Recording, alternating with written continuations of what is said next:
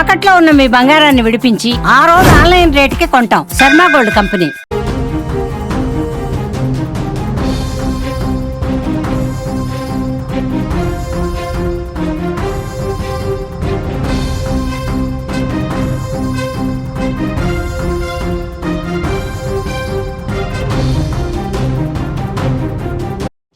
భూకంపాలు భయపెడుతున్నాయి. వివిధ దేశాల్లో తరచూ ప్రకంపనలు రావడం ఆందోళనకి గురి చేస్తోంది. మయన్మార్, థాయిలాండ్లో సంభవించిన భూకంపాలు మిగిల్చిన విషాదాన్ని ఇంకా మరిచిపోక ముందే తాజాగా ఆఫ్ఘనిస్తాన్లో భూకంపం సంభవించింది. బుధవారం తెల్లవారుజామున సరిగ్గా 4:43 ఆఫ్ఘనిస్తాన్ ఉత్తర ప్రాంతం బష్లోన్ ప్రావిన్స్ లో భూమి కంపించింది. ఉపరితలం నుంచి 121 కిలోమీటర్ల లోతున టెక్టానిక్ ప్లేట్స్లో చోటు చేసుకున్న కదలికల వల్ల భూ ప్రకంపనలు వచ్చినట్టు యూరోపియన్ మిడ్టెరైన్ సెస్మాలజీ సెంటర్ వెల్లడించింది. ఈ భూకంప తీవ్రత రిక్టర్ స్కేలుపై 5.6గా రికార్డైంది.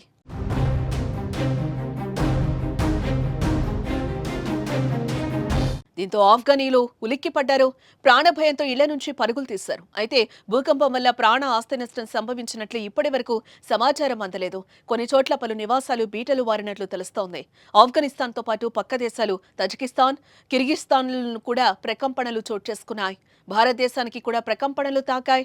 దేశ రాజధాని ఢిల్లీతో పాటు జమ్మూ కాశ్మీర్ సహా పలు ఉత్తరాది రాష్ట్రాల్లో తెల్లవారుజామున స్వల్ప భూకంపం సంభవించింది. జమ్మూ కాశ్మీర్లోని కిష్ట్వార్లో ఉదయం 5:14 భూకంపం వచ్చింది. రిక్టర్ స్కేలుపై దీని తీవ్రత 2.4గా గుర్తించారు. భూకంపాలు సంభవించే అవకాశం అత్యధికంగా ఉండే దేశాలతో కూడిన రింగ్ ఆఫ్ ఫైర్ లో ఆఫ్ఘనిస్తాన్ లేదు. అయినప్పటికీ ఈ మధ్య కాలంలో ఇక్కడ తరచూ భూకంపాలు రావడం ఆ దేశ ప్రజలు భయంతో వణికిపోతున్నారు. 2023 అక్టోబర్లో ఆఫ్ఘనిస్తాన్ పశ్చిమ ప్రాంతాల్లో సంభవించిన భారీ భూకంపంలో అంచనాలకు మించి ప్రాణ ఆస్తి నష్టం సంభవించింది. హెరాత్ సిటీలో భూమి ప్రకోపించిన ఘటనలో 1500 మంది వరకు మరణించారు. వేలాది మంది గాయపడ్డారు. భూకంపం సంభవించిన గ్రామాలన్నీ పూర్తిగా నేలమట్టమయ్యాయి. మరోసారి భూకంపం భయపెట్టినా పెద్దగా ఆస్తి ప్రాణ నష్టం సంభవించకపోవడంతో అంతా ఒకసారిగా ఊపిరి పీల్చుకున్నారు.